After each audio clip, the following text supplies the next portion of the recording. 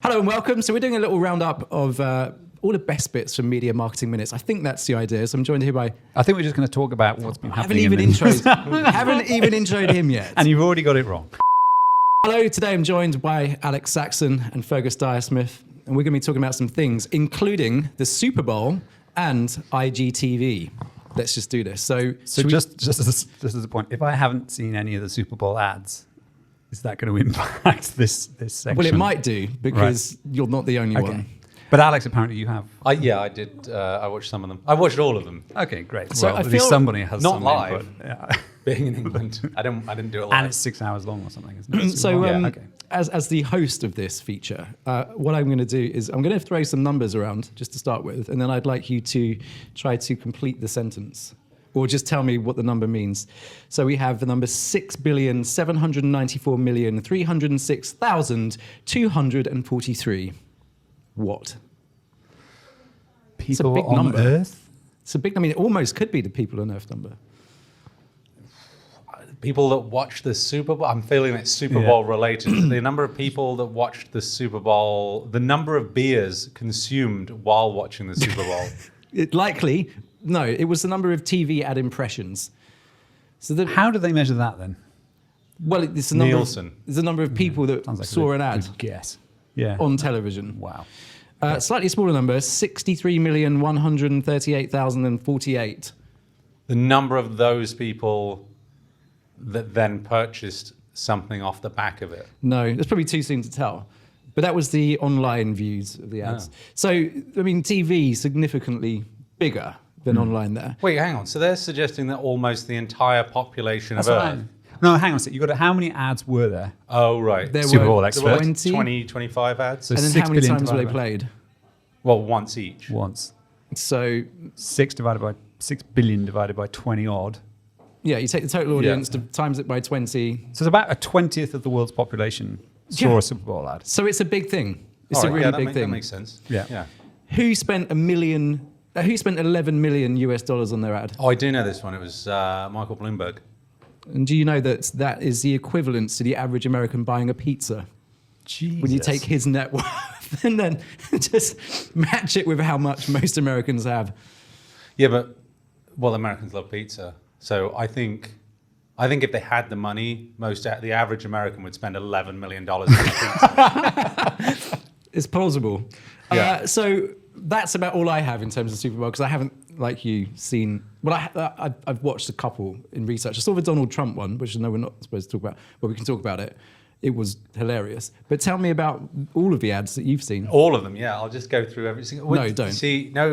I feel like, the only one that's done any research. We all work in marketing and or advertising. And actually, I think it's kind of telling that I'm the only one that's watched the Super Bowl ads. And I did it specifically to watch them. Yeah. And so what I think is weird about the Super Bowl ads is they have this, so we talk a lot in marketing about a targeted audience. Yeah. And so, if you want to sell fishing gear, you go to an influencer and that has a fishing channel, and then you get them to kind of do sponsored content, and it's very targeted. But with Super Bowl ads, because it's become such a mainstream phenomenon, what you get weirdly are sports fans in one category, and then people that enjoy watching adverts. It's not necessarily people that are buying those buying anything that's in those adverts. It's people that want to watch quality content because they're watching them to enjoy the ads. So I kind of think it's a bizarre audience. It is. So I've talked about this before on something where I was saying it's one of the few instances where, Christmas is, Black Friday is another sort of example of this, where essentially it's been created by the ad world as an excuse to go and watch the ads. There aren't many of them around. But the Super Bowl is one of them, whereby I actually do quite like American football, but I just don't like the length of time it takes to play a game.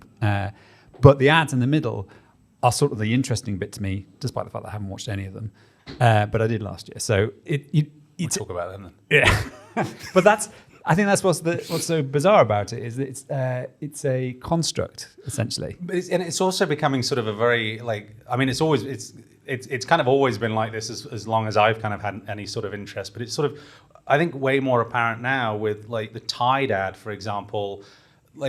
the sort of they had Charlie from It's Always Sunny in Philadelphia, and I can't for the life of me remember his last name right now. But so they have him kind of getting a stain on his shirt, and then he sort of goes into different Super Bowl ads. So he's going into the other Super Bowl ads. He sort of turns up in That's the like, Bud remember Light the old ad. Carling ad? There was a Carling ad back in the late 80s. Can you remember that? There was a Carling ad where it was basically, you watch the first ad, and I think it was like these cowboys and all the rest of it, and eventually they run off into the distance on these horses. And then the next ad comes up, and it's for like, I don't know, washing powder or something.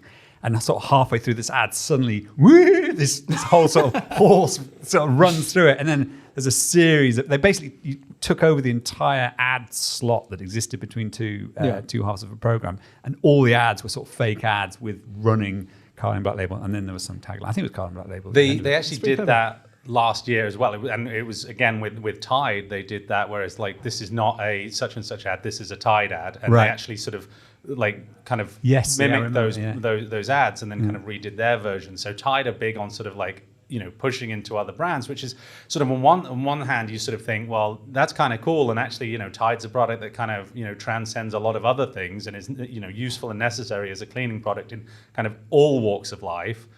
But also you kind of, from an advertising standpoint, you get the impression that it's just a lot of backslapping, like, oh, we're in your ad, now you're in our ad, and it's just kind of... Isn't it? And that's what's going on with that whole, the gin thing, isn't it? With Aviation gin, with Ryan Reynolds. Yeah, and it's an ad within an ad within an ad. So it's a very old idea. But I think there was some really cool stuff. And then, so I've got I did a best, worst, and controversial, so I can kind of quickly give a rundown of Yeah, Let's do that. And this is obviously just from my point of view, and not based on any of the products I like or dislike, but just kind of the way I feel like the ads hit me. I'm going to start with the best because I think that's a good place. But Hyundai did a spot called Smart Pack. Who? And Hyundai, the car company. No, I got that bit. So Smart Park. Oh, Smart They Park. did it set in Boston. Oh, you said it in an American accent? Yeah, no, I did it in a Boston that's accent. why I didn't get it was like they based this. There's an old sort of phrase in Boston, like you can't pack your car and have it yard, because exactly. And it's Can very you do much the rest of the show in that? no. Okay. I mean, so I used to live in Boston for 5 years, and I love Boston, and the kind of this ad really hit me, and it's got some big TV and film stars from Boston who are kind of talking about this Smart Pack feature of the Hyundai. Smart Pack. It sounds like Smart Pack, like Mancunian accent, isn't it? Yeah, mate, it's a Smart Pack. We can't. Exactly. I mean, that would literally terrible. Just offended half of. Have I? No, I have. Is it not okay? I don't with know. the Scouse thing. Well, it's not thought it okay was when an you do a endearing horrendous term. impression like me. Like your Well, Geordies. Yeah. So, but that's the point. It's like literally kind of just like it's taking like a little geographic nuance of accent and then making a whole ad about it. But it was done in a really funny way, and they had such big stars that were part of it that they actually worked really well. I thought it was a really funny ad, and it was very genuinely kind of well done, well put together, and kind of funny. And everybody was from Boston, so I thought that was really good. There was an Amazon ad that they kind of looked into what the world would be like before Alexa. So they had kind of, It's hard to imagine, really. right, yeah. But it was, I use Google. But it was sort of people asking, like, the dove was called Alex, and it sort of set out the dove, please send this message to so-and-so. And then the dove was eaten by a bigger bird that was then eaten by a dragon. And that sort of thing. And it was kind of all the perils of life before Amazon. To be fair, I think I was using the telephone before. Yeah. So it's telephone a sort of came after the fanciful pigeon. take on it. Okay, yeah. Not- Is this in your worst or best or middle? That was good. It was just really well okay, done. yeah, It was yeah. it was really high production quality, and it was a fun ad, and I thought it worked really well. And then there was one called Dash Lane, which is basically the Grim Reaper taking this guy across the river as Styx to drop him off at the other side, but he has to give his password. And the Grim Reaper is basically giving him password prompts on like a little whiteboard, and the guy can't remember. It's like first grade teacher, and he's like Mrs. So and so, and he can't remember. He gets it wrong a number of times, and then off he goes to hell. Basically, start taking him to hell. Is Dashlane the password manager? Yeah, and so I didn't know what Dashlane was, but it made me Google them because I was like, that's a funny ad, and then it made me Google them, and I was like, oh, cool. But I kind of think Google does that management for passwords anyway. But I didn't make me buy it, but it did make me Google it. So Yeah. I Up kind until then, you were completely unaware that they existed. yeah. Yes. Which I guess is the point. And I'm massively aware that they exist because I made the big mistake of putting all my passwords in there. Right. And I have no idea what any of my passwords are, so I can never cancel my subscription. Well, so long as Death has one, then I think the point is going to be fine when that time comes. Okay. But it's interesting that you didn't mention the most popular The Super Google Bowl one? ad. No. The What one was that it? got the highest audience share, 14%. Oh, okay. You see, I've done my homework. Oh, right, there you go. And it was On the fly there. It have a guess. It might not be in my good ones. So Oh, okay. Are you done with your good ones? those were the ones that I thought were So it definitely wasn't. particularly good. It was the Bill Murray Jeep ad. Right, yeah. It's kind of at a retro Groundhog Day type thing. So I didn't put that into my good ones because I just feel like there were a lot of film references this year. Like there were a lot of callbacks to like different. I always think that's a bit films and lazy things. as well, the sort of calling on films. Yeah, and it's like I think what's good about that commercial is basically they had the money to hire Bill Murray. And Right. that's that's kind basically of, all it says. like yeah. But they're like, he was probably the cheapest moving parts in that whole thing. well, Because I mean, they did recreate the slot like costs a lot of Groundhog money. Day really well, and like you could kind of see it. It was fun the way it was done, and it was quite nostalgic. But I kind of thought from a creative standpoint, I just felt like, oh, okay, you've got the money to hire Bill Murray, and I mean, yeah, it was a good ad, but it just didn't make it into my kind of top three. Interesting. Who was that for? it was for Jeep. Jeep. Oh, Jeep. I They think so. almost Jeep- certainly don't Jeep have the money Renegade. to hire Bill Murray, but they probably found it somewhere. Oh, They struggling car industry right now. well, Bill Murray might be Unless you're at struggling. Tesla, because their shares have just gone up fivefold in the last Yeah, week. aren't they the most valuable car company? Apparently, they're worth More more than than Ford. Chrysler, Ford, and some others put Combined. together now. And don't spend any money on advertising, so kind of makes you wonder what we're all doing. Moving on. So in the worst, yeah. Well, that's a good point, isn't it? I mean, you could talk for a very long time about the true effectiveness of ads and the fact that obviously there is that classic problem with TV ads, which is the true measurability of impact. So you can say, okay, so we spent $10 million on our ad. It had lots of people watch it, but were they really watching it, or did they have a kettle on? And, Well, you that- so- and that's it. You can't prove it. But the thing about the Tesla thing, which I think is fascinating, was nothing to do with the Super Bowl. But someone was talking the other day about how every time someone mentions an electric vehicle, so whether it's Volkswagen, Jaguar, whoever it is, if they've got an electric vehicle coming out, in the same article, post, whatever, it will be compared to Tesla. Yeah. So literally every post that goes out It's is clever. promoting. They don't need to because all their competitors are doing it for them. And at the moment, they are the superior vehicle in that Yes. industry. Actually, apparently, and interestingly, Hummer had a ad at the Super Bowl, which was about their upcoming electric truck, which actually was a really good ad. It just utilized sound design. They didn't show the truck because they don't have one to look at yet. But they kind of said, It sounds great. This is no. They were like they showed horses kind of galloping through a field, and then like you could hear them, and then it just cut the sound. It was like, this is what 1,000 horsepower sounds like, and then it was like, and this is what 400 torque sounds like, and this is what performance that's sounds quite like, cool. and Yeah. they cut the sound each time. So it's like it's suggesting you're going to get this monster of a truck. yeah. But it's going to be green and it's going to be Silent. silent. And, Yeah. Yeah. Interesting. Well, so I guess that was that's pretty going to be a big market. It's just a new announcement now. We're banning all internal combustion in 2030. 2035. yeah, well, new sales of old internal combustion. But by then, I engines think will we'll be a lot of us moved over anyway. Yeah. So we've gone from Super Bowl to electric cars. Goodness knows how. Absolutely. So Yeah. I think it's time to move on. I just want to know what the worst Unless is. there's more. Well, I did have worst and controversial, and I think there are a we couple should- of other we should ones. do that. I mean, so I thought this was one of the worst ads, but this would probably be seen as quite controversial, and I kind of need to make sure I kind of tread lightly here. But Kia did, the car brand again, did a tough never quits kind of ad, and that was what they called it. And they had this guy who plays for the Las Vegas Raiders, Josh Jacobs, who is an African-American football player who grew up homeless, and they kind of have his story. It's like, if I could talk to myself as a kid, what would I say? And it's like, life's going to be tough when you're growing up homeless, but you need to push through, and you need to be better and stronger and faster, and then you can become this. And it was a really moving story. But why I've listed it as one of the worst ones is because I don't think Kia care about homeless people. like I don't, and it sounds horrible, but it's sort of like you don't get the impression. What I feel like is like they're a car brand, they're a car manufacturer who have gone out and found a sad story and then pinned this to their brand and said, "Oh, look at us, we can show you this. You know, we found this sad story." It's like, yeah, but what did you do to help him? Like when he was on the street and poor, like what did you do, Keir? Like probably nothing.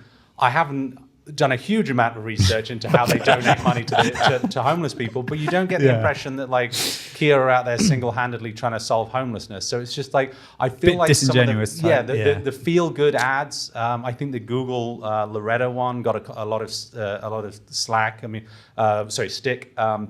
They had a piece where it was sort of an old guy whose wife had clearly died, and he's setting up reminders to sort of to remember her. And they're trying to be like, oh, we really care about people and we care about, the public and we're an organization for good, but they don't pay taxes. So you sort of think, wow, I mean, you could be better by, paying taxes and kind of helping people more. So I always feel like when a brand tries to shoehorn an emotional story, and just because it's an emotional story, it kind of, to me, it feels disingenuous. It's a delicate thing. I mean, we've seen so many times brands get tripped up by getting into kind of social topics or politics. You would have thought something as big as the Super Bowl, you just steer well clear. Just go with something very kind of happy and top level. Go with funny. Go, there's a whole bunch of other sort of just super creative or like just honesty. I guess you're all sitting around having had your pizza, drinking $11 Budweiser, million pizza, having a great time, and in the middle of it, you're thrown a depressing story that a car company has. But it just gives you a reason to get onto Twitter and have a go at it. Which maybe that's the point. Maybe they want to create a talking point, but sometimes it doesn't always turn out to be the most positive thing. Maybe I won't say that. Maybe that's a bit. But the big Kias, you could probably live inside. So if they donate, if they've given the guy a Kia to go and sort of, but my point is like so they only cared who he was when he became famous and became a very wealthy football player, rather than like what they should be doing is going out and finding people that are on the street and homeless and saying, right, if we're going to do a story about that, a feel-good story, why don't we do it about people that we found and we've helped this person, we've sponsored this person, and this is what we've done, and this is their life, and we've spent the equivalent money it would have cost us to do a Super Bowl ad. I mean, what is it, 5.6 million to do? That's the average spend, So the average spend 5.6 million. You could help a lot of homeless people. There was a great ad. Did you see there was a telecoms company. Did you see that? No, I haven't seen any of them. So this wasn't an ad that went on the Super Bowl, where they launched at the same time, and I can't remember the exact details of it. I'll have to put it in some show notes or something. But where they said we could have spent X, whatever it is, 5 million on their ad, or we could just give a 3-year subscription to whatever it is, 300 people. And so they decided, and so they just put a full-page ad in some newspaper and just said, and did that instead. That's pretty cool. What's funny again is that's your second Ryan Reynolds reference without even knowing it. Is it? Because that's Ryan Reynolds' telecommunications company that he's invested in. So that was his marketing strategy. Is Ryan Reynolds just now attached to multiple brands? Like, what is he's selling out, man. So he's not selling out because he owns, like, he's buying into these brands, but it's just basically he's living like a creative director's like wet dream, basically, because he's basically comes up with these ideas and then he has the money just to action them without having to run it past anybody. Can I do this ad? Well, we're not sure. Right, I'll just buy my own telecommunications company and do it with that. I'll just do it myself, and I think it's kind of brilliant. Love it. I think from in the ad world, I think he's just kind of living everybody's dream, like just having to reporting to nobody, and just do something creative, and he comes up with really good ideas. So great.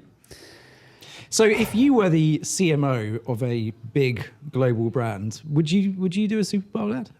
Or would you do something else? Would you spend that $5 million on something else? It's one of the few instances where TV advertising probably still has some relevance. So, I once posted something on LinkedIn which got a lot of flack from people, ironically, well, not ironically, unsurprisingly, in the TV world, saying that's not true. People are still watching TV ads.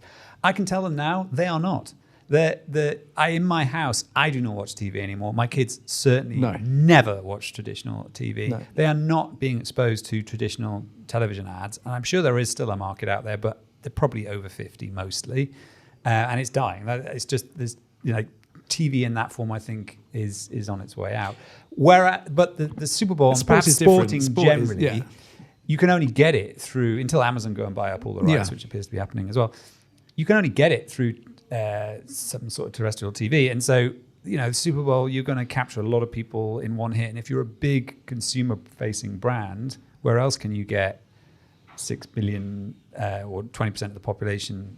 It's By probably watching good value. Whooshy's marketing minutes. Well, there you go. Right, yes. But I suppose my bigger point is Bringing it back to not Jonathan. so much about the reach, because we know it's got a massive reach. It's one of the few spaces you can find the reach, but maybe the optics of it now. Does it feel like a dated thing to do? You've touched on it, saying that it's just showing muscle. Yeah. And is it the right I think way to address your audience these days? If you've got a very kind of broad product that fits like everybody, like I can see why Tide does it. I can see why Doritos do it, or Bud Light. I can see why they're investing the money, because it's just so broad. They have such a massive consumer base that I can see why they do it from there. I think so. It's either got to be a very broad product or such a niche product that fits into like that category. Like I think it's really good for TV and film. Like when they're advertising, like Marvel advertised there, and there were a bunch of other kind of or politics shows. Politics. You've got such a big audience again that you might as well throw a political ad out there if you can afford to do so. I mean, it obviously didn't do Michael Bloomberg much good in Iowa, but I think the other thing though is the mere fact that you've run a Super Bowl ad comes with all sort of ancillary advantages. So the fact that we're talking about it and our huge audience, but we're not the only people that have talked about or written about or done videos on the Super Bowl ads. And so they get, and then they'll have the pre-launch to the ad coming up, the ad itself, the online ad that goes with it, and then the post event it's the analysis. jewel in the crown. But it's the typically, conversion rate more than I don't think impressions matter. Like I don't think I've ever. I don't think there's it's just a brand. They're just trying to elevate their brands. I don't think there's any. They'll track any sort of conversion to it necessarily, but maybe. I suspect it's a positioning thing more than anything, isn't it? It's like Coca-Cola or Pepsi. Like one of them's on the Super Bowl, placing a Super Bowl ad, the other isn't. Yeah. But I think with brands like Coca-Cola and Pepsi, it's like I think people sort of fairly early on in their life make a choice, and I've made my choice and I'll stick with it, and I have the other one when the one I want isn't offered, and I don't think there's anything unless it was sort of a tour of the other people's factory of like, or a tour of like the factory and say, well, look, this is how many rats accidentally fall into the the acceptable level of something like that. And I'm not saying that number. No rats. To be clear, we're heard in the making of any soft drink. But no, I'm not saying there are. But like if that happened, then I might sort of think about it. And actually, like I think this might have been last year's Super Bowl ad, but Bud did this, or it could have been this year.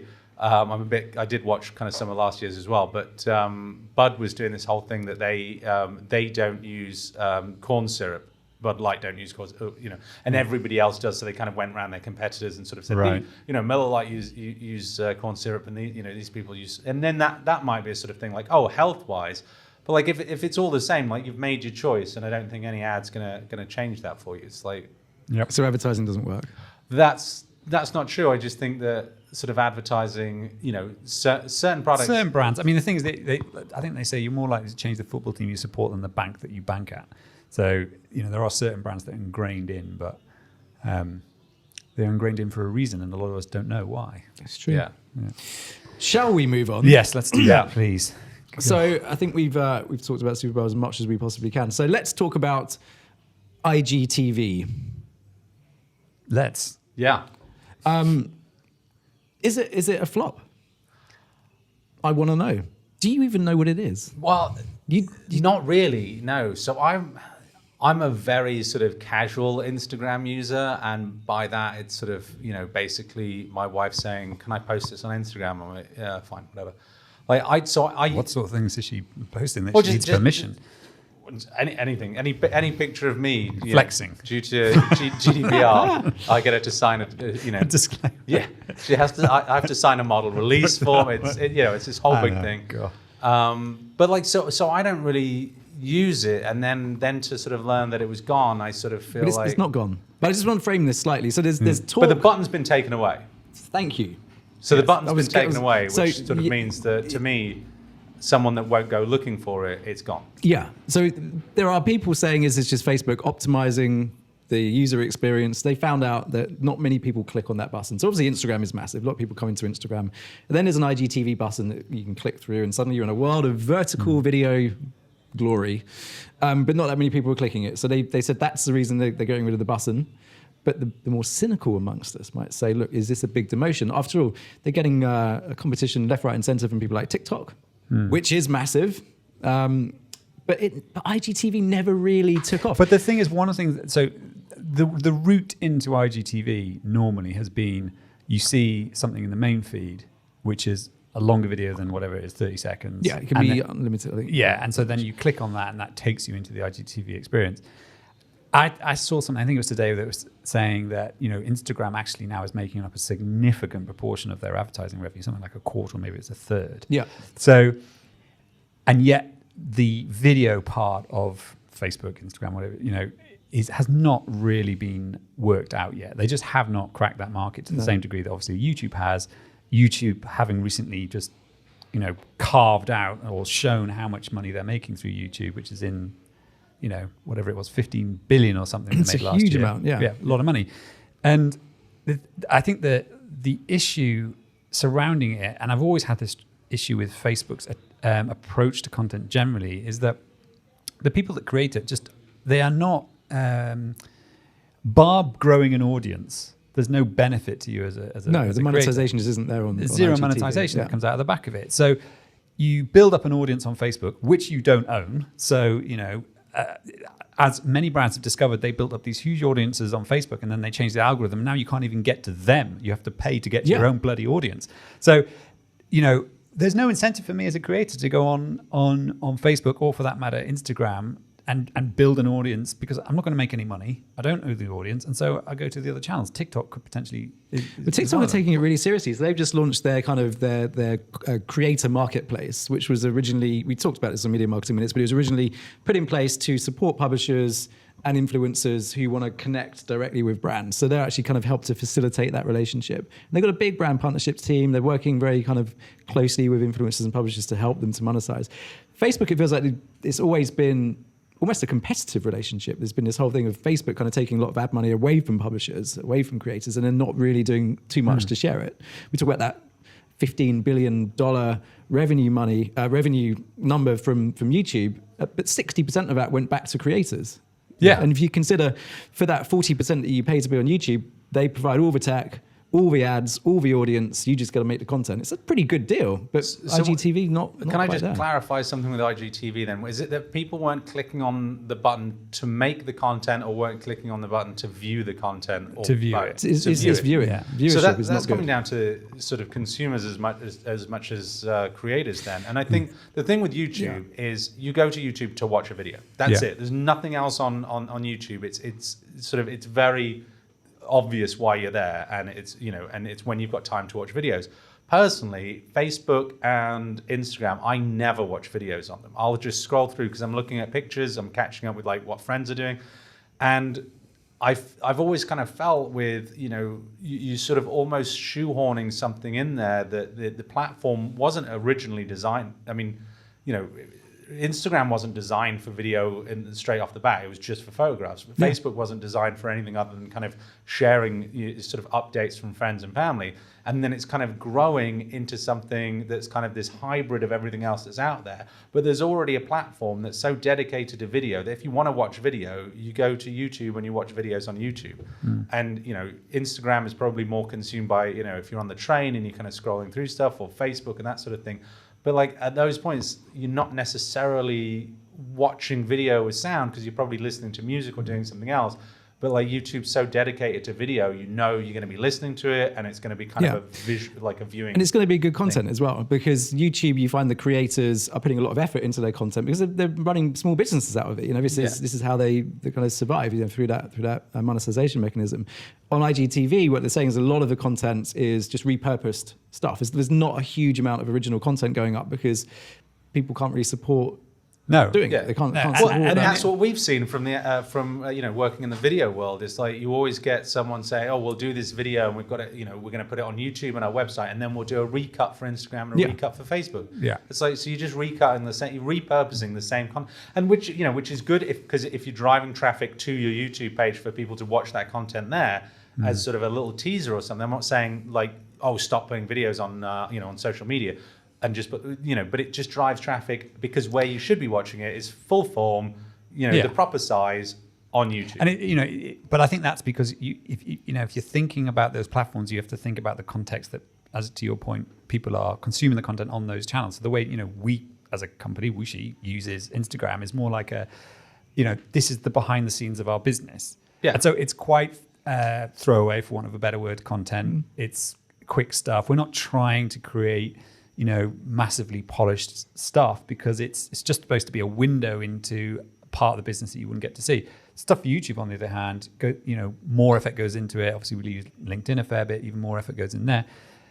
But I think with IGTV, it's fallen into this. It's the only way I ever see really IGTV used is we got a video and it's just a bit too long to go on the main feed, so it has to be pushed somewhere else. IGTV is where it ends up. I'm yet to see IGTV used as this is where the sort of strategy starts from a business standpoint, and IGTV is the pinnacle and everything else feeds out there. Just it's not worked that way. And what about the vertical format? Because obviously IGTV is exclusively all about vertical video. Yeah.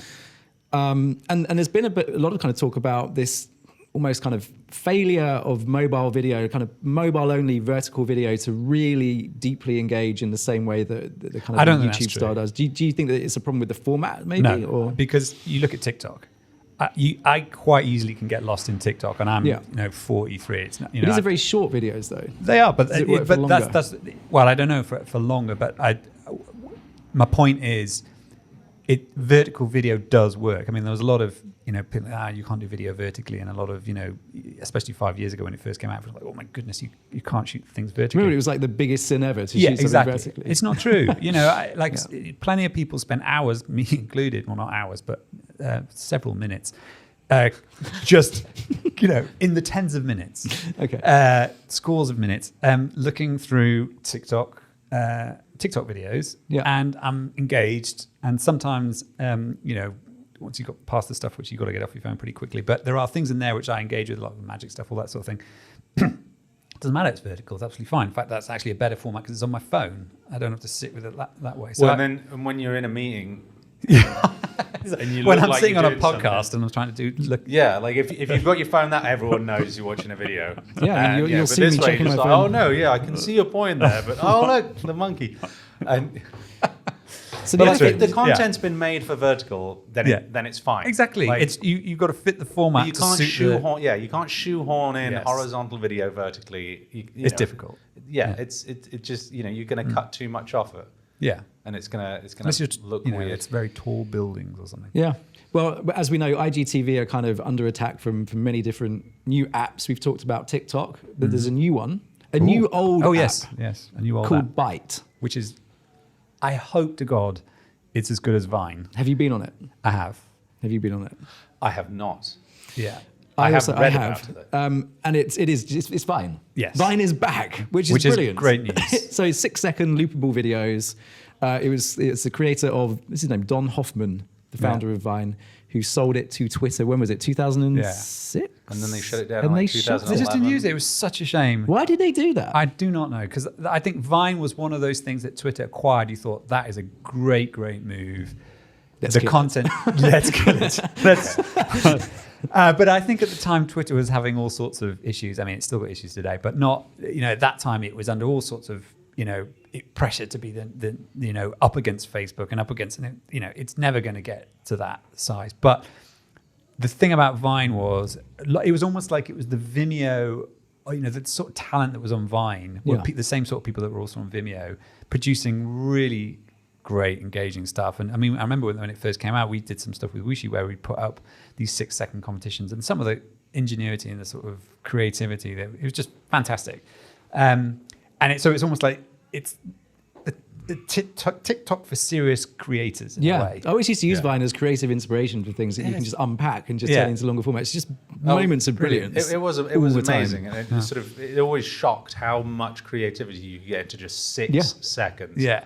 But actually, I liked watching the Vine roundups on YouTube. Yes. To watch compilations. I still do. Watch them all It's on, brilliant. watch them all on Yeah. YouTube, where people go to watch videos. But no, I thought Yeah. Vine was brilliant, and I actually I had something that to kind of loop this back to kind of producers of back to the Super Bowl ads, but there was in the Marvel ad that they ran during the Super Bowl ad had like 5 million views or something, and at the same time there was a creator, and let me just see if I can find his name. Are you now looking at TikTok videos? Yeah. No, I've got my phone on. No, there was a creator called Sideman who made a video. He's a YouTuber. He made a video where he played like Monopoly in real life, and he had like 4.5 million views. So it's like Marvel paid huge sums of money. Like Marvel's obviously, it was part of the Marvel Cinematic Universe, and Disney. They paid huge sums of money for this Super Bowl ad, and push that out there to a massively engaged audience of people that kind of, the highest grossing films of all time. And then just some influencer kind of got the same numbers of them as they did on YouTube. And I think that just goes to show that like whatever like we can do as a kind of, society to make sure that like there's platforms for up and coming influencers to be able to kind of share their art. It's like, that's amazing. Like just the more avenues for kind of creators to create content, I think is going to be a huge thing, because otherwise you're just leaving everything to kind of the big brands, and I think it just kind of shows that they don't always kind of know what. And so it'd be great to see best whether thing Byte can. I mean, the worry is obviously Vine hit a moment in time, Yeah. and it would be great if it can recapture some of that. And sort of bring it back. There's, obviously the world's a different place, and so it may not happen. But I'm sort of crossing all my fingers that they managed to get that thing up and running and going. And so far, having checked out the app, it's so far so good. I haven't engaged with it as much as I have with other channels, but let's see. So the Whooshy Byte channel coming to a phone near you soon. And I think on that note, we shall wrap it up and say thank you very much for watching, listening, and taking part. Don't forget, you can follow us for more of this. And until the next one, have a great week.